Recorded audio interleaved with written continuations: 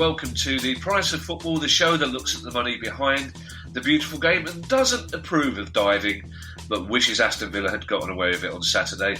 I'm Kevin Day, and benefiting from a terrible, terrible VAR decision is Liverpool University's Kieran Maguire. How are you, Kieran? Well, I'm slightly ashamed to be a Brighton Hove Albion fan, if truth be told, Kevin. Finally, at last. Yes. To know that we have Solly March, who I think forevermore will be known as the Butcher of Birmingham, in our squad is not something to be proud of. Yeah, I have to say, Kieran, for a teetotaler, that was quite an angry WhatsApp message you sent me about 5 to 5 on Saturday afternoon. I would not like to have been a Villa fan on 5 to 5 on Saturday afternoon in Kieran's house. It's questions day, Kieran, obviously, but there is one big bit of news to discuss first. Very big. If you're an official British badminton, you'll be laughing at this bit of news. The government has announced a winter rescue package of £300 million for some sports and some football. Yes. So Oliver Dowden made this announcement on Thursday.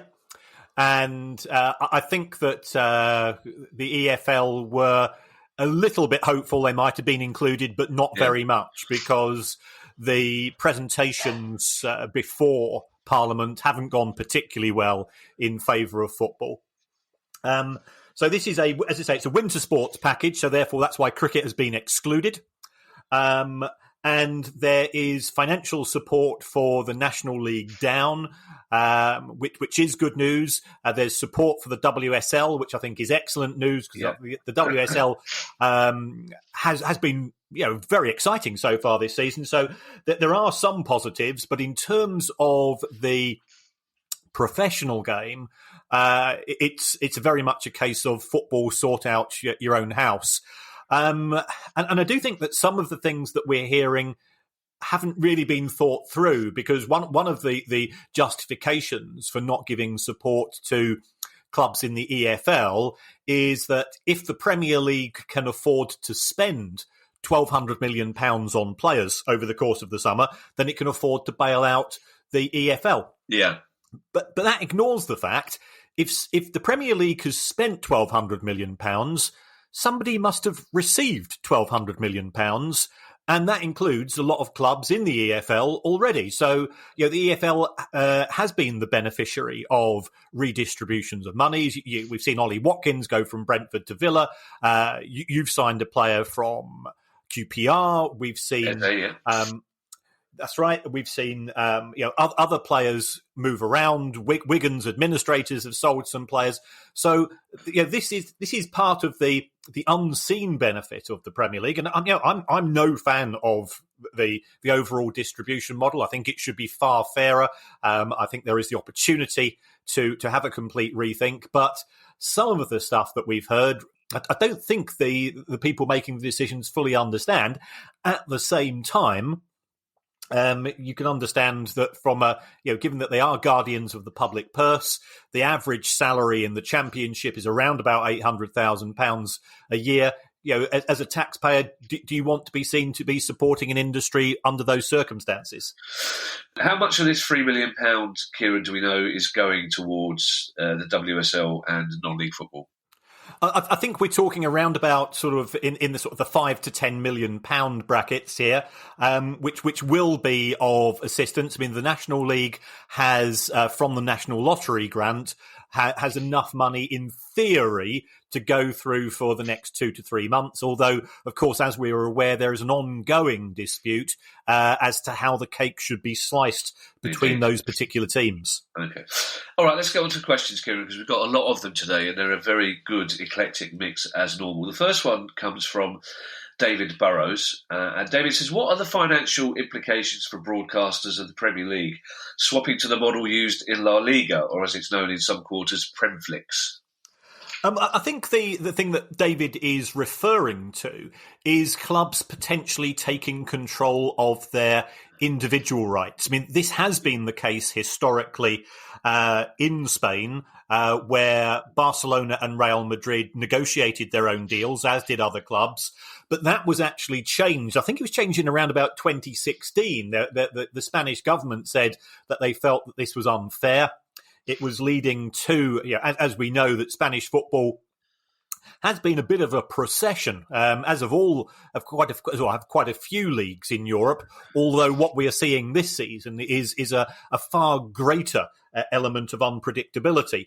I mean, the advantage of clubs taking hold of their own broadcasting rights is that if you are Manchester United or Liverpool or Barcelona and so on, these clubs are global brands. They've got large global fan bases, and therefore they can increase the money which the clubs will generate.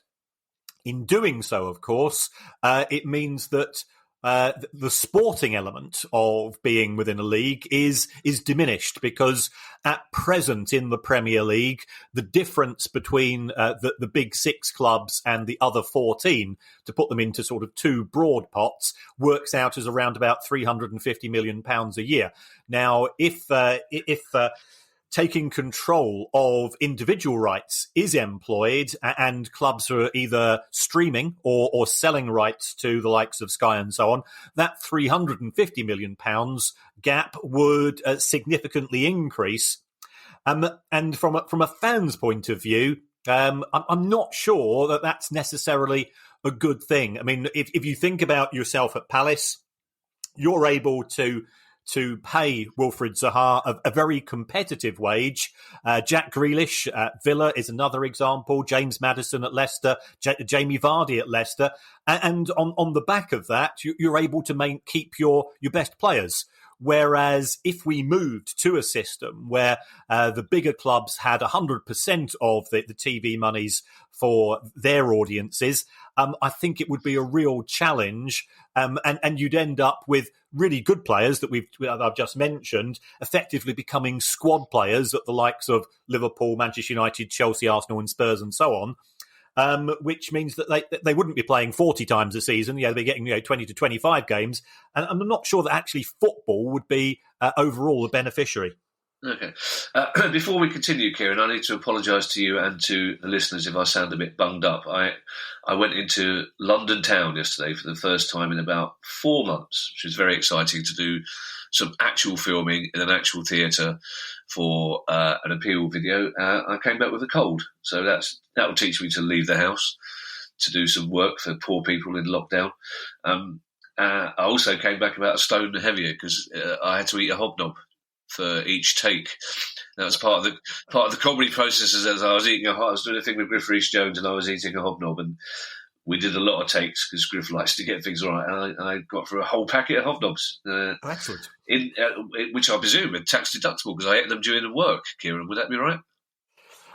They've got to be wholly, exclusively, and necessarily for the purposes of your employment. So it could be a tricky one. I think Johnny Numbers might have a challenge there. Okay, well, you just slightly if that's a criteria for claiming, I'll have to go back over a lot of years' accounts, Kieran. If that's specific. Our next question comes from Damien Stanworth, and it refers to something that keeps cropping up, Kieran, even though it's technically over. And Damien says we, and that's us presumably, and Damien, regularly complain about the failure of owners and directors' tests to keep wrong-uns, his words, from taking over our clubs. At Newcastle, we seem to have a case where that test has done its job and prevented a wrong-un takeover. But there seems to be a lot of support still for that takeover in the media and amongst fans, and a backlash against the owners and directors' test. Why isn't it accepted that the test worked? Is it just that we all have a different definition of what a wrong-un is? And also, it's a fair point, Kieran, because Newcastle issued a club statement this week accusing the Premier League of leaking information about their arbitration case and muttering darkly about the Premier League's lawyers, the splendidly named Bird and Bird, which is a proper sitcom name for a lawyer. But Damien does have a point, doesn't it, I believe, doesn't he? Yes. There's some interesting stuff, I think, to unpack from Damien's comments. In terms of the owners and directors tests and Newcastle United, the Premier League did not reject the application. Right. What they did was that they were asking for more and more information. I mean, the advantage that the Premier League has over the EFL is that the Premier League has far greater resources and therefore can do a far deeper, more forensic analysis as to the backgrounds of the potential owners. The EFL is under-resourced. It doesn't have a huge amount of money to spare.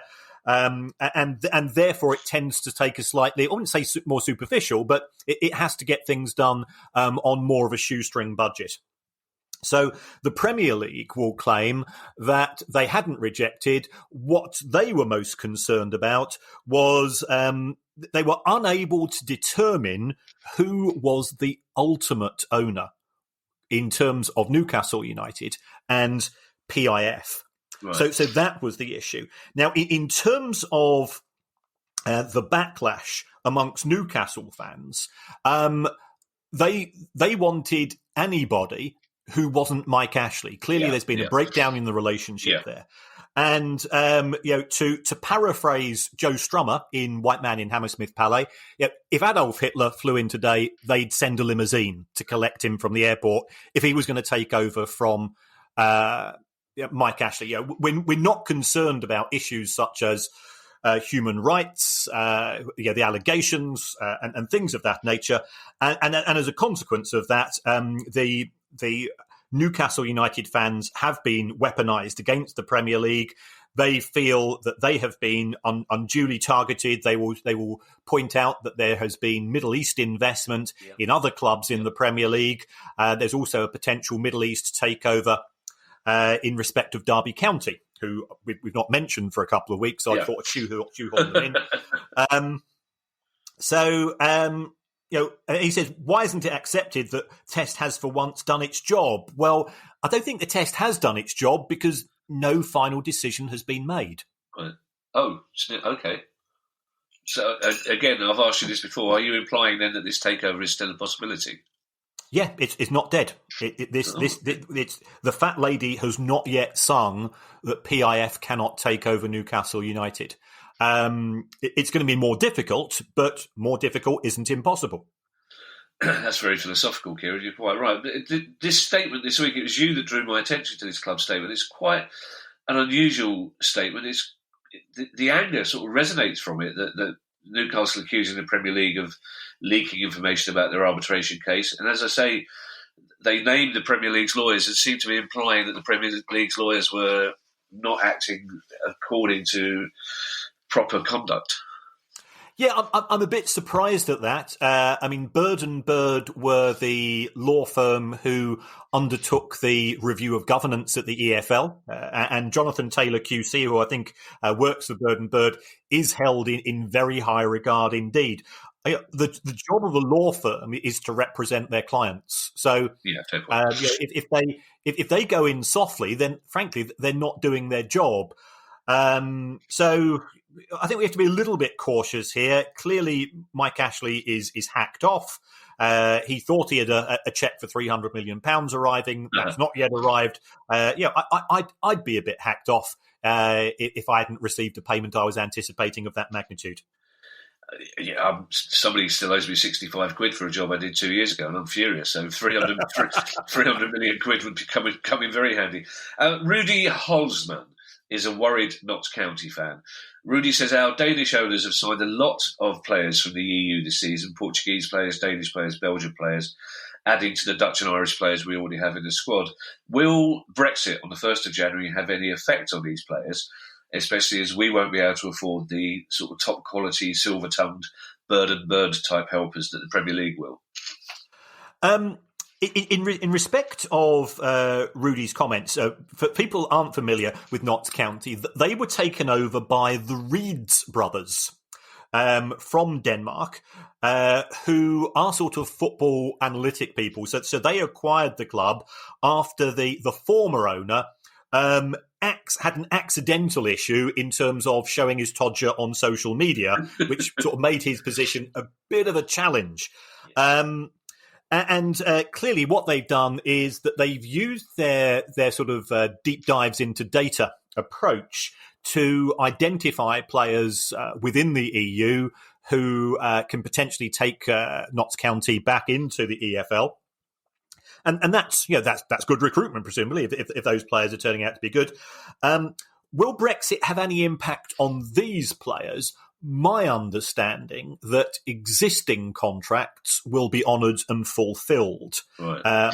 For those people not familiar with the post-Brexit player recruitment environment, and this is an ongoing squabble between the Football Association and the Premier League, is that there is going to be a single approach taken for all non-British players, that you have to satisfy certain criteria in terms of international caps, where you currently play your football, in terms of UEFA coefficients, things of this nature, how much you're receiving as present salary, and so on. So, and this all goes into one of our favourite words, which is, of course, algorithm, and that churns out a yes or a no. And I think it's a fairly objective way of recruiting players. The Premier League wants something which is looser. They point out that one of the downsides of Brexit is that they can no longer recruit players at the age of 16. They would have to wait till they're 18, and therefore they would miss out. You think about the likes of Cesc Fabregas, who came to Arsenal at 16. So they want to use their scouting networks to pick up younger talent in terms of recruitment. And they're trying to get the FA on their side. The FA's viewpoint is that Brexit will give more opportunities to young English players. Although, of course, the paradox is that we have seen the likes of Sancho going to Germany and so on.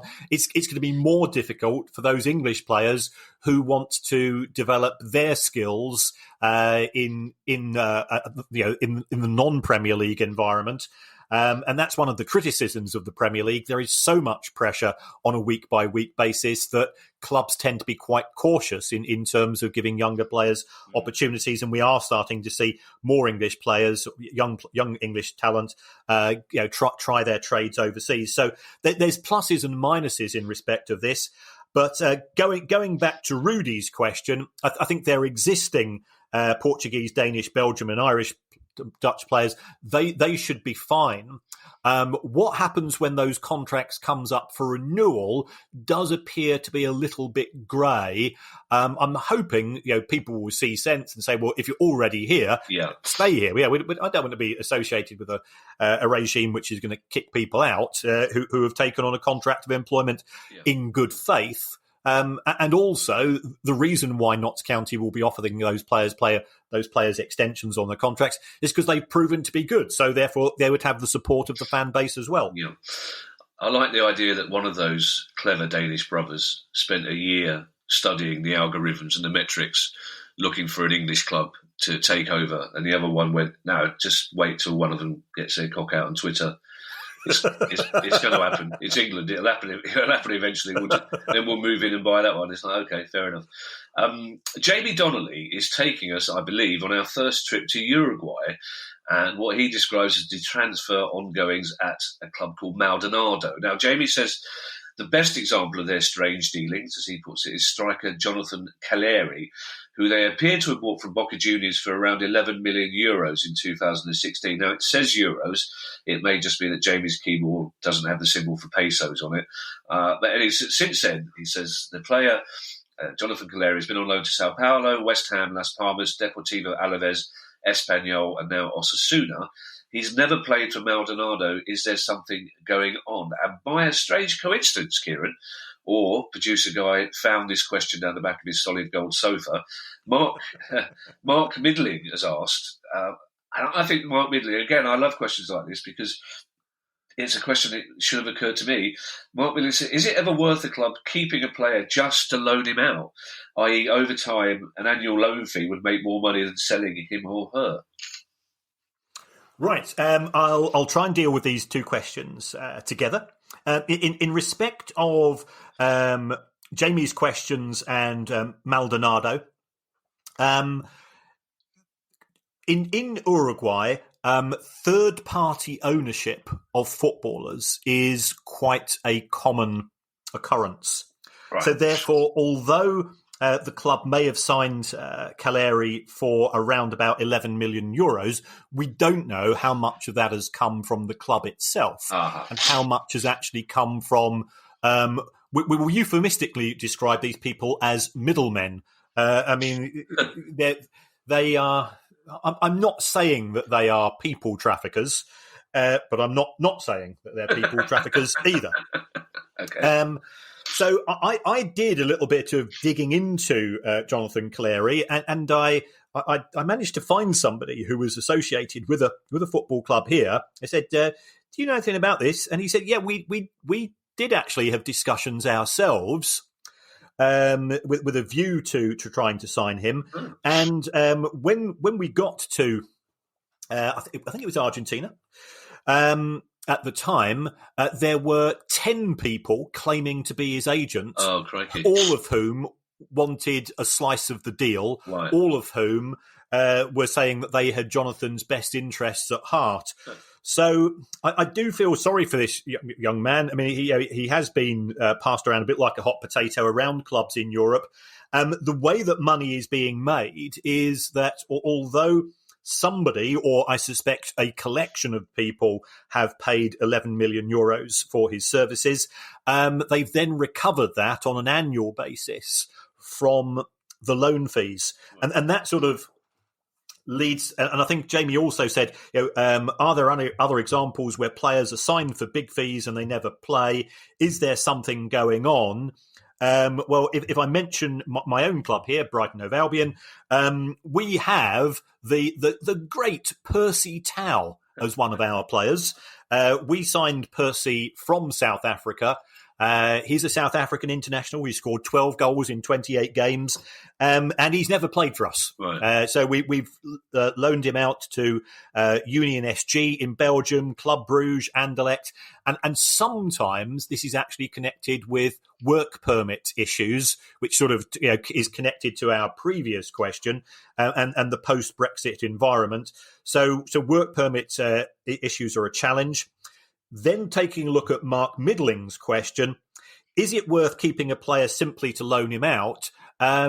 Yes, it is, because what you might find is that you'll have a player perhaps he's in the last year of his contract.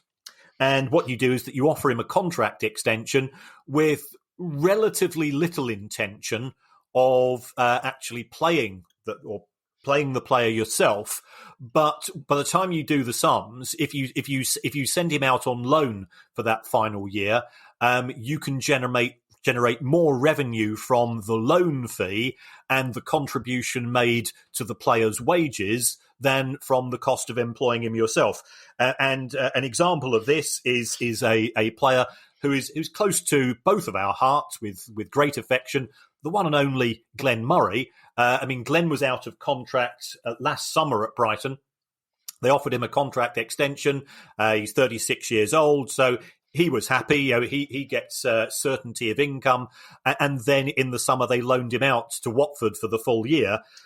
So he's in effectively, we give him a new contract, and we said, "Oh, by the way, Glenn, we don't actually want you to play for us, but we're going to generate revenue from the loan deal, and Watford's contribution towards your wages actually means potentially we could be making a positive financial outcome out of all of this."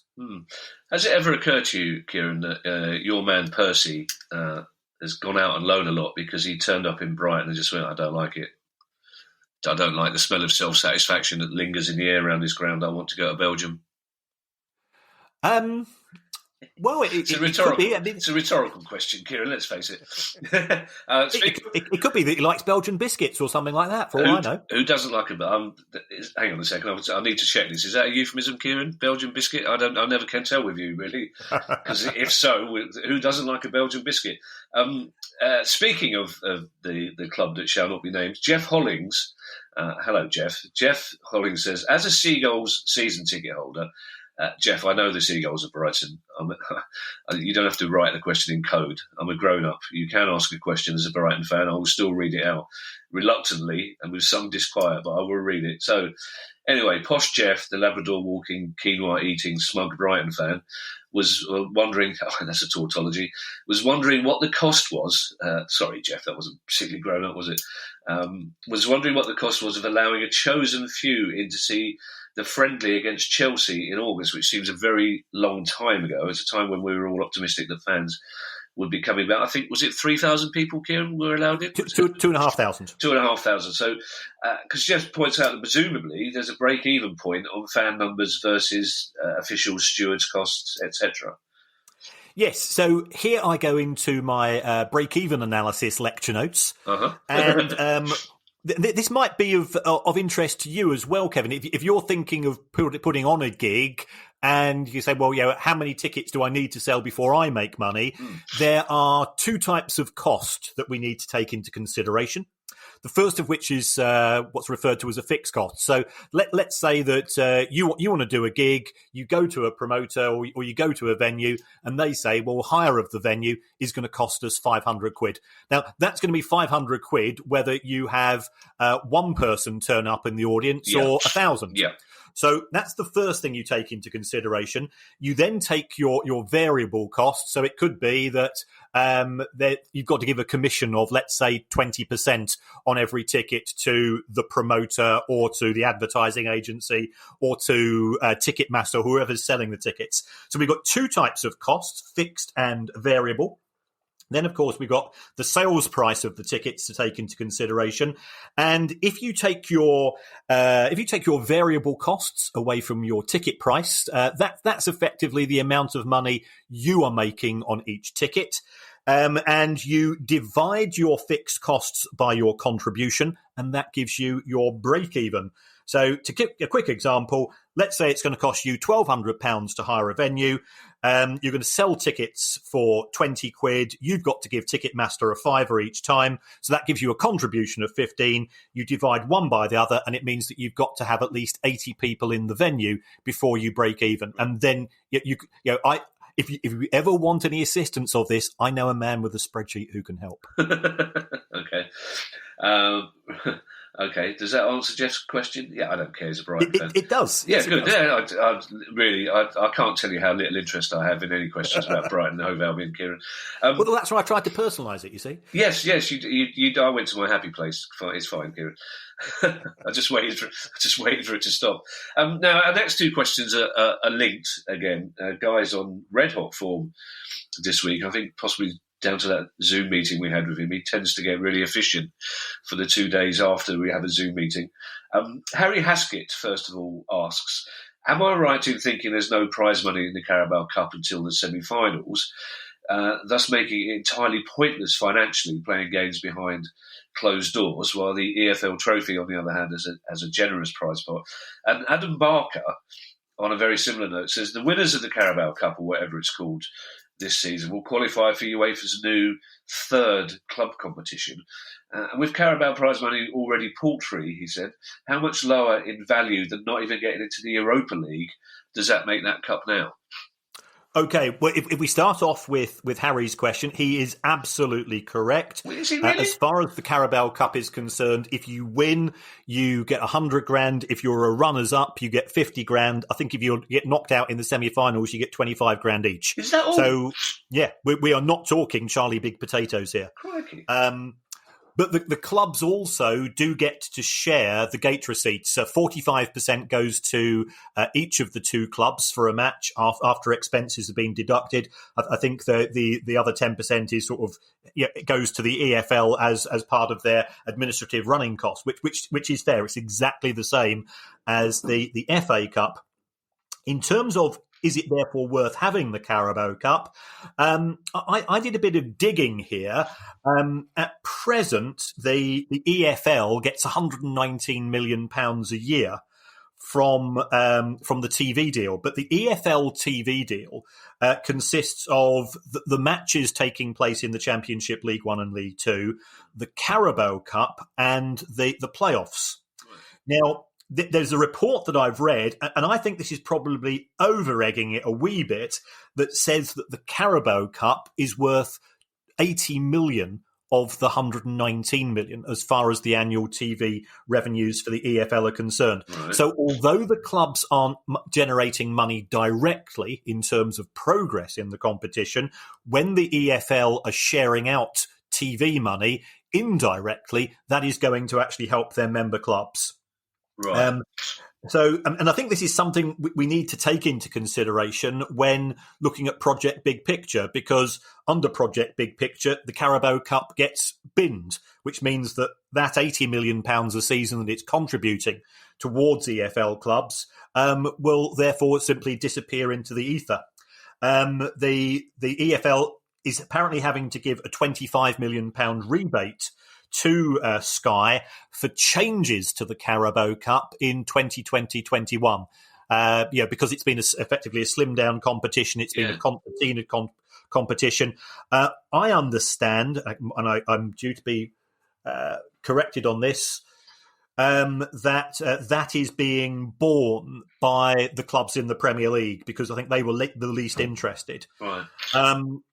So that's where we are. Now, if we then look at the Papa John's Trophy, the EFL Trophy, which is a combination of sort of clubs in the lower leagues and B teams or under 23 teams from the Premier League and so on, that does have an overall £3 million prize fund. I think you get £10,000 if you win a group match. This is to actually encourage clubs to put out half-decent teams, because the managers have said, we're interested in getting promoted. We don't give a stuff about getting into the last 16 of the Papa John's Trophy. So that the EFL, and again, I think this is a sensible decision, have given them financial incentives. £100,000 goes to the winners as well. So it is a bit better. Then looking at Adam's discussion or raising the issue of the snappily named Europa Conference League. This is going to be the third. Yeah, exactly. This is going to be the third competition in Europe. Is that what it's called? Yep. Clearly, somebody in marketing was having a blue sky thinking day when they came up with this one. That's a short meeting. I mean, that's somewhere in Switzerland. They've had a Zoom meeting that they really didn't want to attend. This basically, what a terrible, terrible name. It is. It sounds like a lounge in a hotel. Where should we have that meeting? Well, just Europa Conference was free. Jesus Christ.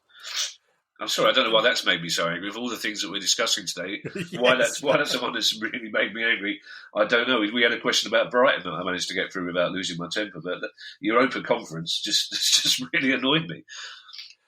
So I think at present we've got 32 teams in the Champions League. I think we've either got 40 or 48 in the Europa League, and the proposed changes, which are coming in from the start of next season, is now that we're going to have 3 competitions, 32 clubs in each, so a total of 96 clubs across UEFA's 3 competitions. And the aim here is to spread the wealth. At present, there are 26 different countries represented in the Champions League and the Europa League. The intention here is to increase that to 34. So if you're in Northern Ireland, for example, you've got practically zero chance of making progress into getting into these competitions. So this would be a beneficiary.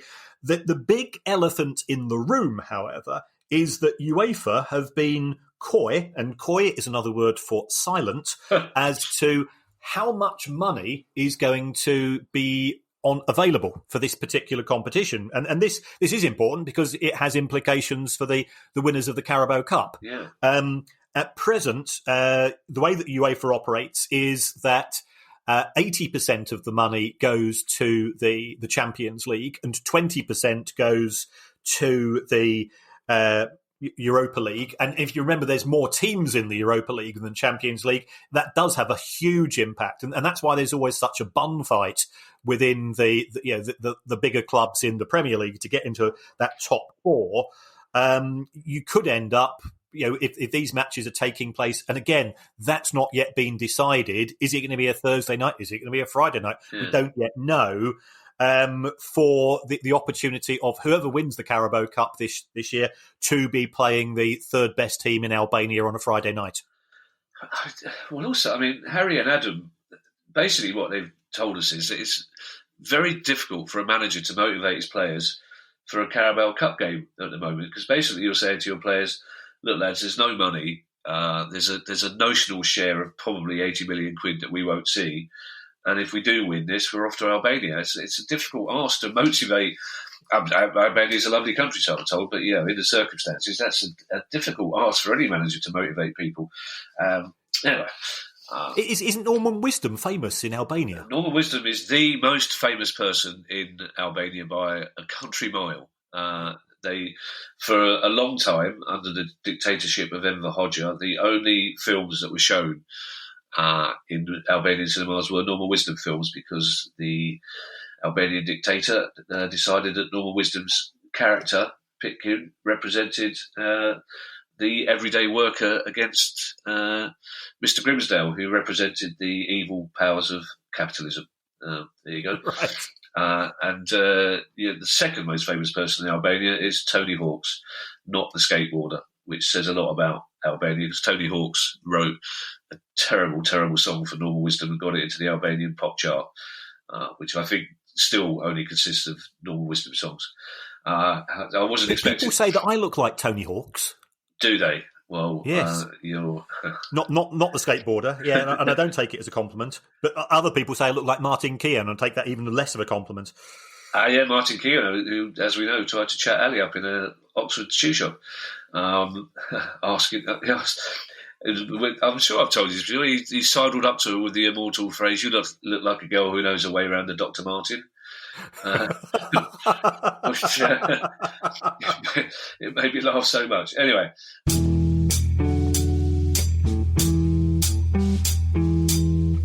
This episode of The Price of Football is brought to you by our below-the-waist grooming partner, Manscaped. Now, regular listeners will know that I prefer a natural garden, but Kieran has been very busy clearing the weeds from his lawn.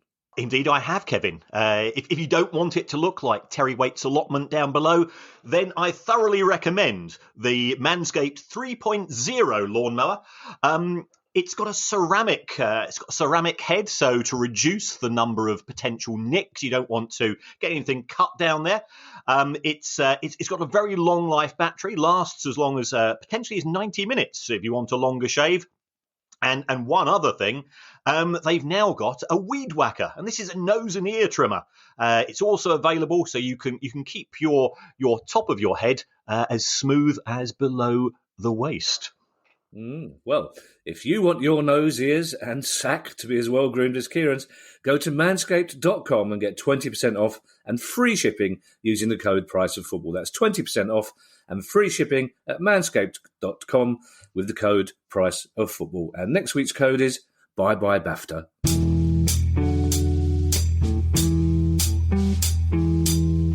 Neville Miller has asked our next question. Neville Miller starts with a guaranteed way of getting his question asked, which is a million thank yous for the pod. You're very welcome. Neville says, just out of interest, have Kieran's dog and Kevin's cat ever met? No. It would be an interesting meeting, but our relationship is quite similar because Kieran is very enthusiastic but occasionally needy. And I'm surly but prepared to be affectionate for food. So... Kieran, Neville asked a question. Now, we talked about this on a semi-regular basis in the first 3 or 4 pods we had. And Neville says the directors at Rangers have been lending £10 to £15 million per season to the club using share issues to continue to operate. I suspect, says Neville, that this can't last forever and things may be getting close to insolvency again. I'm not particularly sure if there's anything specific that makes Neville think that, but he would like to know what you think about the financial state of Rangers, because they're going very well on the pitch at the moment, aren't they? They are, indeed. Well, I mean, funnily enough, after Neville asked this question, which producer guy sent to us a couple of days ago, Rangers kindly published their accounts on Friday night.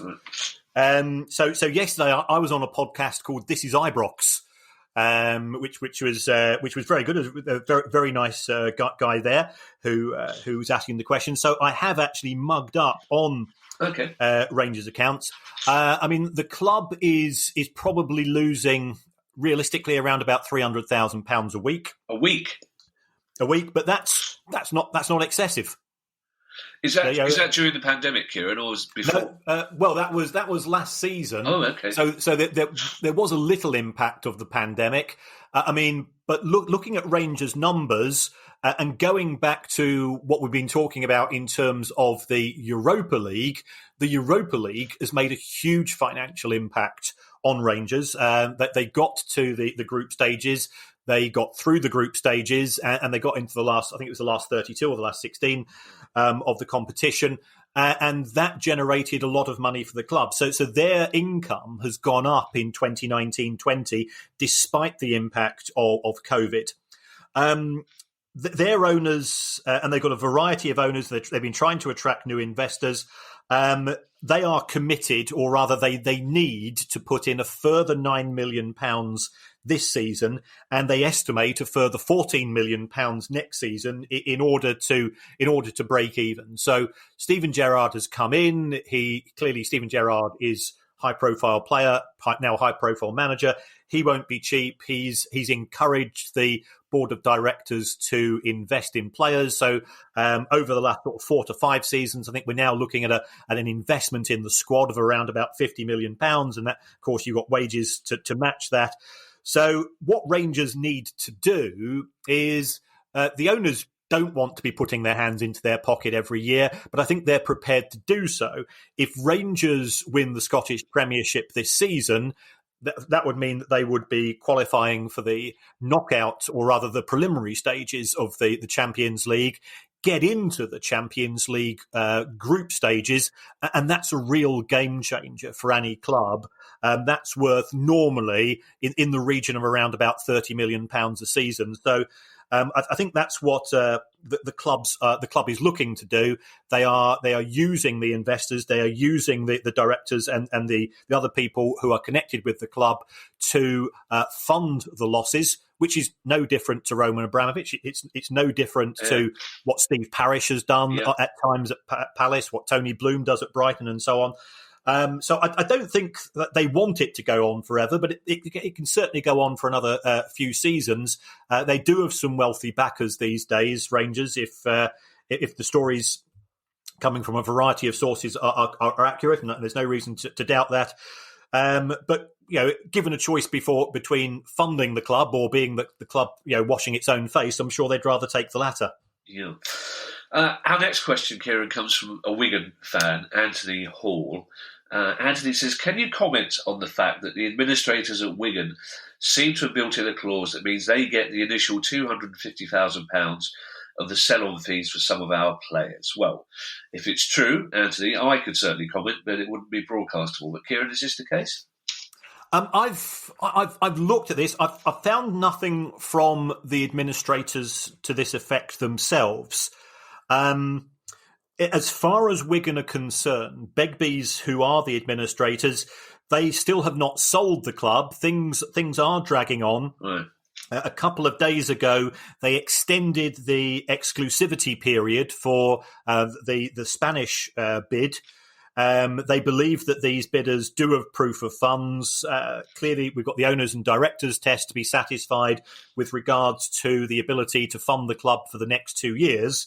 And I would imagine that both the administrators and the EFL will be treating this one with kid gloves after what happened in the summer and our friend Al Young. Yeah. So we'll have to wait and see if they are going to take 250 grand on top of their fees. That does seem pretty horrendous. The administrators' fees are they're estimated to be just over £1 million. But I think that if there is a successful sale, they get a 1/3 uplift. So therefore, they're going to get another 300 grand. And you say, well, is the club going to lose out? The club's not going to lose out. The creditors are going to lose out. Yeah. The local businesses have supplied Wigan in good faith. So I think that has to be approved by the creditors. We have seen the administrators sell players such as Joe Geldhart to Leeds for £1 million. I believe there's a 20% sell-on clause. But we don't know whether Joe's going to break into the team, how long that's going to take, how much they're going to sell him for. And if the administrators are taking that seems to me to be, I'm uncomfortable with that, to put it quite mildly. You work on an hourly rate, as far as I'm concerned, and getting step-ups is like these is very harsh. You've sort of answered my question. Would it be unprecedented? Because I would assume, as I think many Wigan fans and football fans would assume, that as you say, the administrator gets a fixed fee. So that's you need to get a silencer on that water bottle. You know that, Kieran, or open it a bit further away from the moment. I presume it's a water bottle, Kieran. It may be that you've decided after all these years to turn to the alcohol to get you through this podcast. I mean, is it unprecedented? Do you know of situations where administrators at a club have added on little bits here and there? I'm not familiar with it myself, because normally it's that, in my experience of working for a firm of administrators, you sell the company for the highest price you can get, and then you move on to your next job. Right. And what happens thereafter isn't really of any of the interest. I mean, I've sold companies for X, and they've been sold 24 hours later for X times 3 or 4, because somebody was acting as a middleman and being quite sneaky. Football is different because the club does have a relationship with not only the new owner of the player or the new owner of the player's registration, but can embed clauses into contracts. And in theory, there's nothing to stop the administrators saying, well, we should have a slice of that as well. Though what they've done to deserve anything in respect of Joe Geldhart or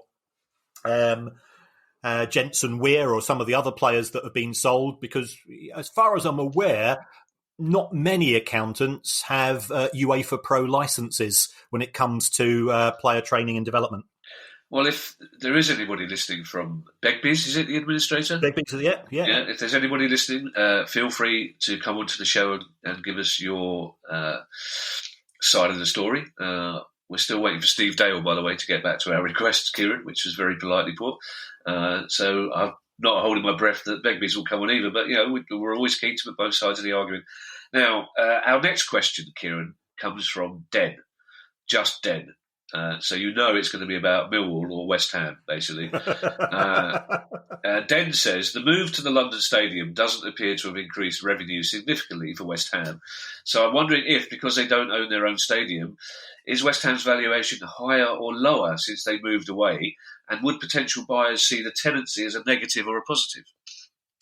Yeah, this is intriguing because according to a source, and this source is called Karen Brady's own website, West Ham's owners turned down an £800 million offer for the club. Yeah. And when I read that, I fell off my chair. Yeah. Oh, wow. So, that's unusual, Kieran, because normally your chair's got straps on the arms, I believe. So that's very good. That's for another pod. If you think that Newcastle United are up for sale for £300 million, and that includes St James's Park in terms of the freehold and so on, and if they're claiming West Ham are worth £800 million, and that doesn't include you are just the tenant, that seems strange. I mean, what you've got to give credit to if you're David Gold or David Sullivan or Karen Brady is managing to persuade the City of London to, or whoever is the official, I think it's L20 is the name of the company, to rent you the London Stadium for £2.5 million a year. And also pay for all, the vast majority of the running costs and maintenance costs. So in terms of evaluation, what you could argue is that given that you're effectively getting the benefits of the stadium for free, that could be a positive. Although my understanding is that West Ham are effectively renting the London Stadium for 25 days a year. And the rest of the time, L20 or whatever the name of this company is able to hire it out for other purposes. So therefore, catering hospitality on non-match days, I presume that money goes back into it goes into London as opposed to West Ham. Looking at West Ham's finances since leaving the Bowling Ground, stroke Upton Park, I call it Upton Park, match day income has gone up, but it's gone up by £7 million. Now that's the equivalent of that's the equivalent of going up from 14th to 10th in the Premier League. It's not a huge sum, given that the capacity at the stadium has gone up from realistically West Ham were playing in front of mid-30s, about 34, 35. Now it's 60. I'm reluctant to say anything over pleasant about David Gold and David Sullivan. Although I used to work for David Sullivan, I believe, when I used to run the sex shop back in the 80s. And if I'd stayed on, where could I be today? I could be his right-hand man, perhaps. I wouldn't want to be his right-hand man, Kieran, to be perfectly honest. That's true. But they did manage to get a good deal. They have kept season ticket prices low, although as we know as away fans, it's probably the only stadium you go to where you need opera glasses to see what's happening on the pitch, because it's an athletic stadium which has been quasi-converted to play football, and it's imperfect in that regard. Yeah. Excuse me. Our penultimate question, Kieran, comes from Chris Devine. It's a very simple question, but it's a good one. It's about the salary cap in the EFL. Is it simply a case that clubs cannot exceed the cap at 2.5 million in League One and 1.5 million in League Two? And if so, what would be the punishment for doing? Right. The way that it operates is that the squad salary cap, so it doesn't affect individual players. Effectively, you've got a pool of money to play with. Yeah. So in theory, you could pay one player £2 million a year in League One and the rest of the squad $500,000 between them, which I'd imagine will cause fun in the showers. But in terms of this, if you exceed the limits by 5%, you end up being fined or taxed on that excess. Anything anything that goes beyond 5%, then you would be put up on a charge by the EFL, and you'd be put before the board. Normally, this goes to sports resolutions, this sort of arbitration service, and you would have to present your case. The EFL would present their case, and the sanctions, in theory, are unlimited. Normally, transfer embargoes, fines, points deductions.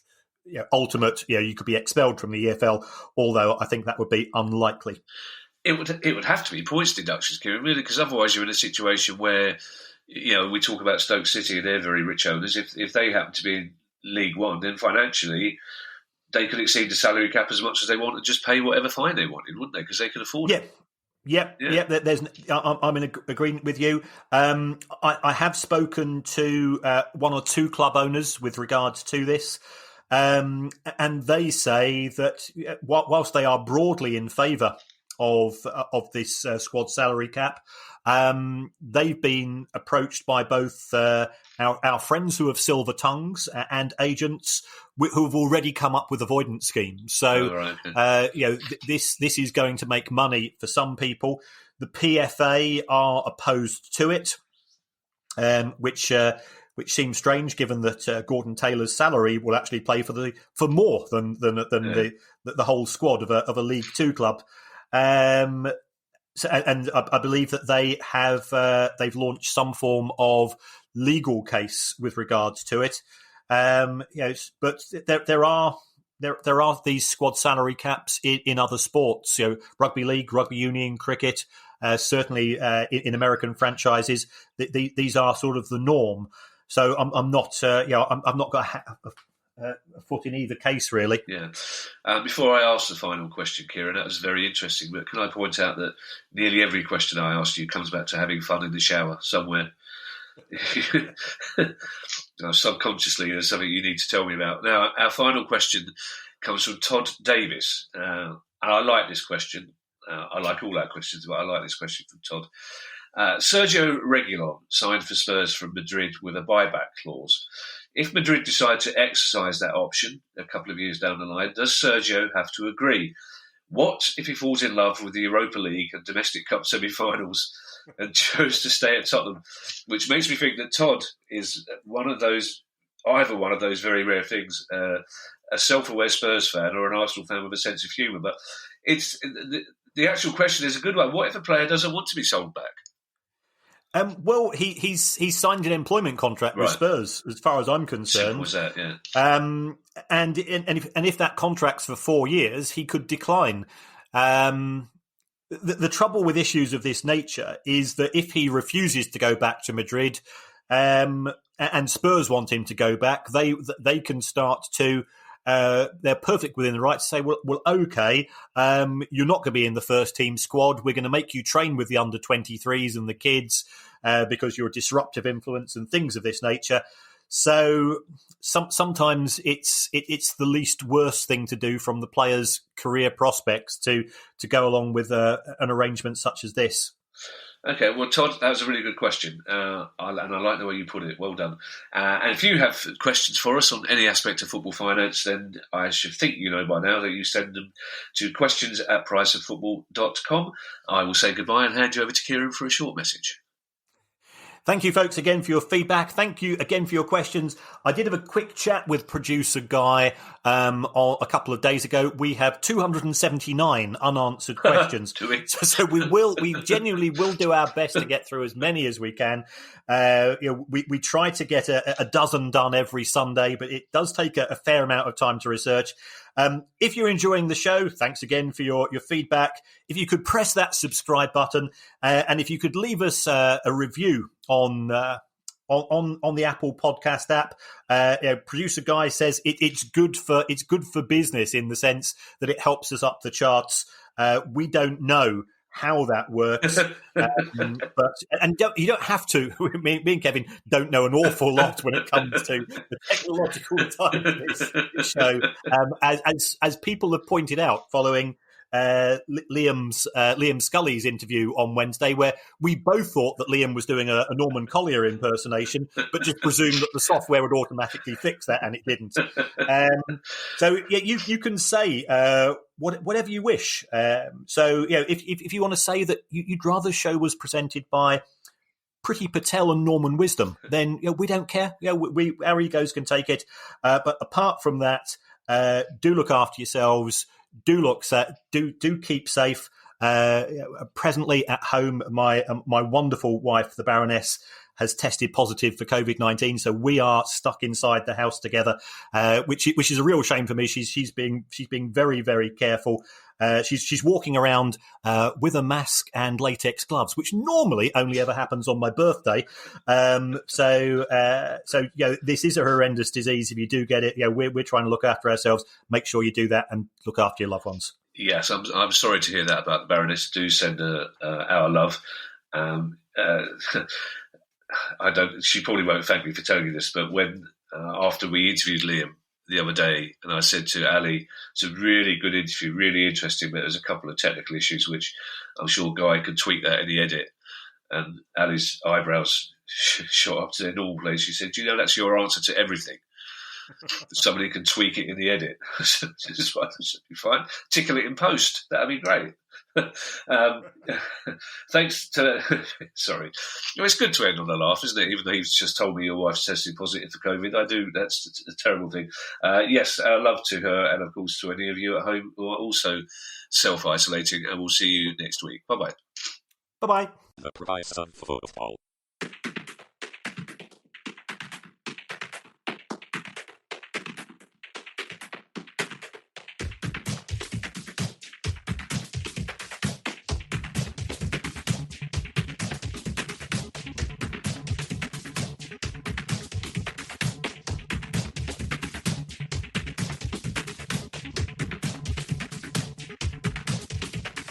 The price of football.